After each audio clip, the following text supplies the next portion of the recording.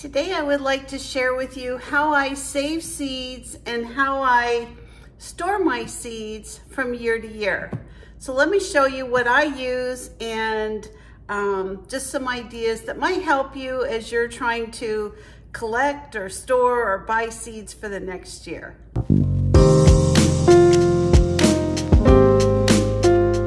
So I actually use this really handy little photo case, and it is so nice. It's airtight and it's got all these little containers inside of it, which, you know, I've labeled with a label maker, and I'm able to keep all of my seeds inside of these, and it just makes it so convenient. So I really like this case. It comes with quite a few of these little empty cases, and basically it fits any of these little seed packets that you collect throughout the year. Now, some of the things that I do, I just wanted to show you the kind of seeds I collect.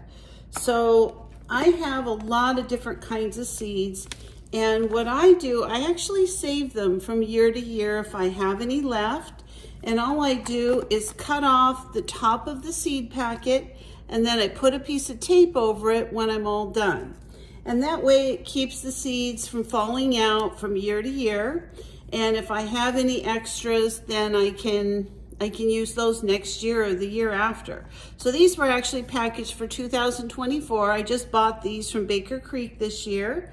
But these are just various different tomato seeds that I've collected this year, last year, the year before, just all kinds of things.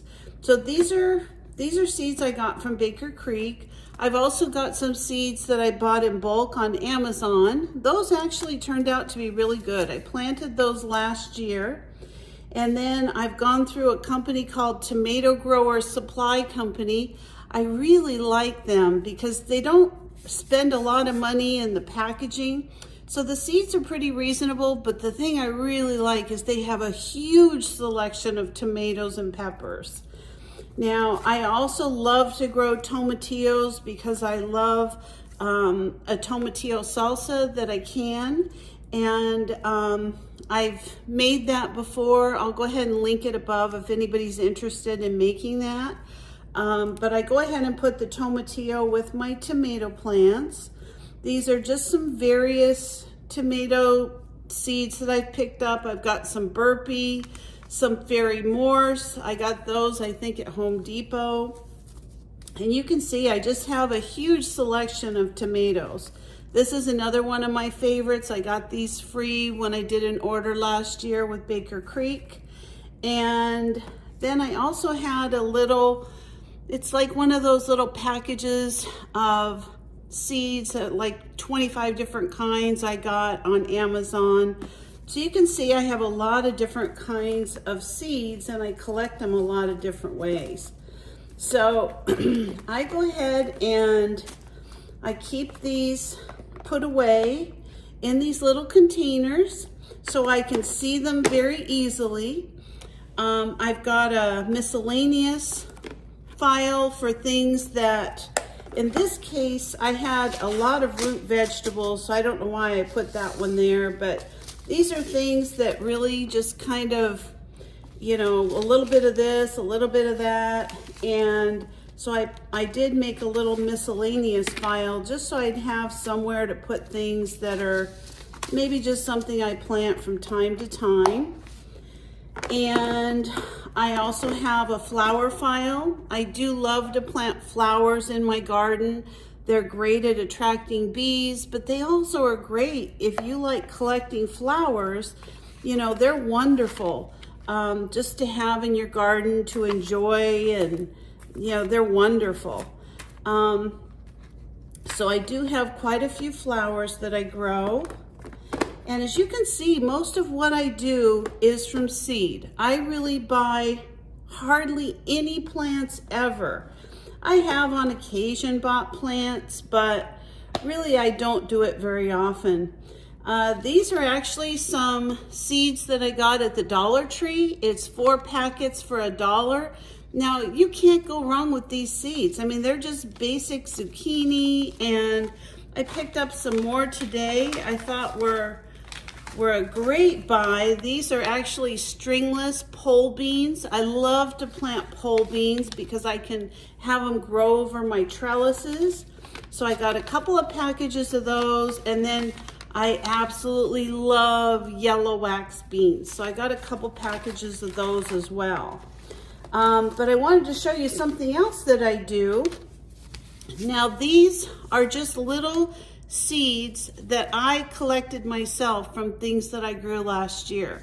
These are spaghetti squash seeds, and these are summer squash seeds. And this is kind of interesting. I printed out these papers online. They were free. And you just print them out. You write down what it is you have. You fold them. And then I just used a glue stick and glued them together. So I've got my seeds that I save. So sometimes I put those in little, little papers that I fold up. And sometimes I just put them in a Ziploc bag. These were some sugar pie pumpkin seeds that I saved last year. Now, the main thing that's the most important is that your seeds are clean before you dry them, and they're completely dry before you save them. So I have so many seeds. This one here is just loaded with different kinds of squash. I have different kinds of squash from all these different places, and I love squash. I grow it every year. I think it's delicious. Here I've got some squash seeds from the Seed Savers Exchange. They have a great selection of seeds. I have a lot of Baker Creek. I really like the seeds that are kind of the heirloom variety of seeds. I think those are really amazing. And so I'm just gonna go ahead and close this up. I'm at the point where really I could get another container of this. I just have so many squash seeds. And if I've got room, I'm gonna put some of these. Now, I put my peas and my beans together, but I've got quite a few beans as well. I'm gonna try to fit these in here. I think I can do it. Yes. So you can see it really fits a lot of seeds. I mean, I have a lot of stuff in these. And I just recently, over the last couple days, made an extra root container for root vegetables because I just have so many. So I'm going to go ahead and put those in my new one. I've got greens that I grow for winter, and I have peppers. I actually have a separate little container here for my winter garden. This is like cabbages and broccolis and cauliflowers and things like that. I've got a cucumber file, and I love doing pickles every year, so I always grow cucumbers. And then I have a really nice collection of herbs. I love to grow fresh herbs, and a lot of these things I grow for other things that,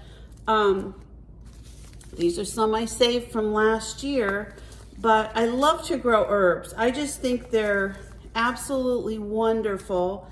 And a lot of the herbs I dehydrate for, my cooking, and this here is a huge savings of money. It really is. The more that you can grow your own food, the more you're going to save money. So the other thing I like about this photo carrying case is that it's got a handle. Sometimes I actually take this whole thing out into the garden and I'm able to plant from my case. It's easy to see everything. It's easy to read everything. And I just really, really, really love it. Now, when I plant out my spring and my winter garden, every single year, if I were to go to a garden center and buy my plants ready to put in the ground like they are when I start from seeds and get my own plants going, it would cost me hundreds and hundreds of dollars. So it's really vital that I have a way to store my seeds. Now, some people do take their seeds and put them in the freezer. I've never done that. I've never really had to. I've found that if I just keep them dry, I keep them in kind of an airtight container, it works great for me.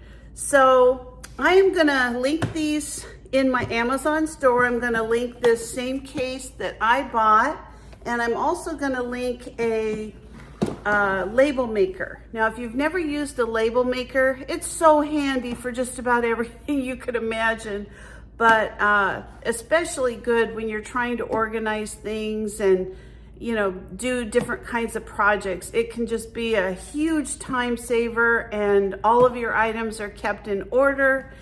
And, you know, I love it. This is how I garden every year.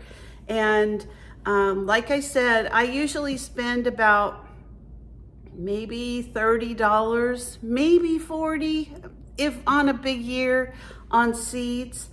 But I use everything. Whatever I grow, I only grow things that I eat. I only grow things that I can or I freeze. And it literally takes me through the whole year. I buy very little in the way of fruits and vegetables.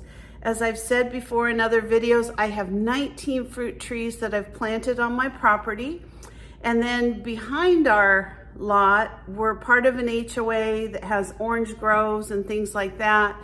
And we're able, as homeowners, as part of this HOA, to go out and pick fruit out there. Now, it's primarily citrus, so what I grow here is apples, stone fruit, figs, persimmons, cherries, things like that. And I freeze, I can. I don't buy anything throughout the year that has to do with fruit. If I want to make a pie in January, all I do is go take my fruit out of the freezer, I let it thaw. Sometimes I have it all prepared ahead of time, and it's all for my fruit trees and it's all for my garden.